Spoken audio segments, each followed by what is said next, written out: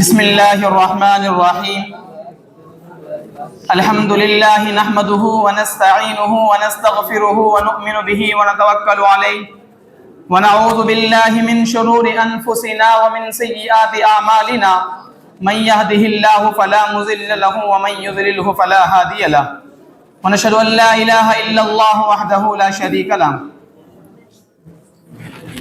یہ میرا نہیں تیرا نہیں اپنا وطن ہے، یہ میرا نہیں تیرا نہیں اپنا وطن ہے، یہ اپنا وطن دنیا میں انمول رتن ہے۔ محفوظ رکھیں شاد رکھیں رب سے دعا ہے کہ محفوظ رکھیں شاد رکھیں رب سے دعا ہے۔ دلدار سی نگری ہے امنگوں کا چمن ہے، اغیار کی سازش سے بچائے اے اللہ، کہ اغیار کی سازش سے بچائے اے اللہ، شاداب اسے دیکھ کے دشمن کو جلن ہے۔ دل تیری ترقی کا شب و روز ہے طالب، دل تیری ترقی کا شب و روز ہے طالب، ہو نام تیرا دنیا میں روشن یہ لگن ہے۔ رحمت کی گھٹا دیکھیے پھر جھوم کے آئی، کہ رحمت کی گھٹا دیکھیے پھر جھوم کے آئی، انسان کو ملتا ہے جو کرتا و جتن ہے۔ محترم المکرم پرنسپل سر، عزیز طلبہ، معزز اساتذہ کرام اور عزیز ابنائے قدیم، السلام علیکم ورحمۃ اللہ وبرکاتہ۔ آج کی اس مبارک محفل میں میری تقریر کا عنوان یوم جمہوریہ اور ہماری ذمہ داریاں ہیں۔ آزاد ہندوستان کی تاریخ میں دو دن انتہائی اہمیت کے حامل ہیں، ایک 15 اگست کا دن، دوسرا دن 26 جنوری۔ 15 اگست اہمیت کا حامل اس لیے ہے کیونکہ اس دن ہمارا ملک طویل مدت کے بعد غلامی کی بیڑیوں سے آزاد ہوا، اور 26 جنوری اہمیت کا حامل اس لیے ہے کیونکہ اس دن ہمارا ملک ایک جمہوری ملک بنا۔ میرے دوستوں، 26 جنوری کا دن ہماری تاریخ کا وہ یادگار دن ہے جب 1950 میں ہمارا آئین نافذ ہوا اور ہندوستان ایک جمہوری ملک بن گیا۔ یہ دن ہماری جدوجہد آزادی کے عظیم رہنماؤں اور شہیدوں کی قربانیوں کو یاد کرنے کا دن ہے، جنہوں نے ہمارے لیے آزاد ہندوستان کی بنیاد رکھی۔ آج کا دن ہمیں نہ صرف خوشی اور جشن کا موقع فراہم کرتا ہے، بلکہ یہ ہمیں ہمارے فرائض اور ذمہ داریوں کا احساس دلاتا ہے۔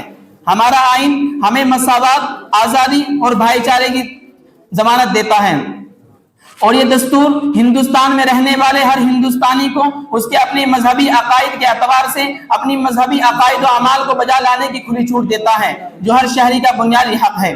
ہر شخص کو اپنی بات کہنے اور اظہار رائے کی آزادی فراہم کرتا ہے۔ عزیز سامعین، یوم جمہوریہ نہ صرف جشن منانے کا دن ہے، بلکہ یہ ہمیں ہماری ذمہ داری کا احساس دلاتے ہوئے چند ذمہ داریوں کی طرف رجوع کرتا ہے۔ ہندوستانی آئین ہمارے ملک کی بنیاد ہے، ہمیں اس کے اصولوں اور ضوابط کا احترام کرتے ہوئے ان کے مطابق عمل کرنا چاہیے۔ تعلیم ہر معاشرے کی ترقی کنجی ہے، اس لیے ہمیں نہ صرف خود تعلیم حاصل کرنی چاہیے بلکہ دوسروں کو بھی تعلیم کی طرف رغبت دلانے چاہیے۔ صاف اور سرسبز ماحول ہماری دیش کی ترقی کے لیے اہم ہے، اس لیے ہمیں قدرتی وسائل کو ضائع کرنے سے بچنا چاہیے اور ماحول کو خوشگوار بنانا چاہیے۔ یوم جمہوریہ ہمیں یاد دلاتا ہے کہ آزادی کے ساتھ ذمہ داریاں بھی آتی ہیں، اس لیے ہمیں اپنے فرائض کو بخوبی انجام دے کر ایک مضبوط، خوشحال اور جمہوری ہندوستان کی تعمیر میں حصہ لینا چاہیے۔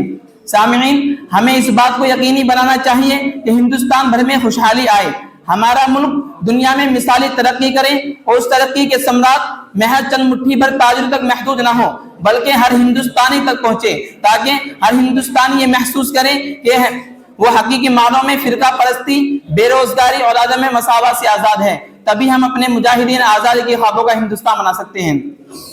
آخر میں اس شعر کے ساتھ میں اپنی تقریر ختم کرتا ہوں۔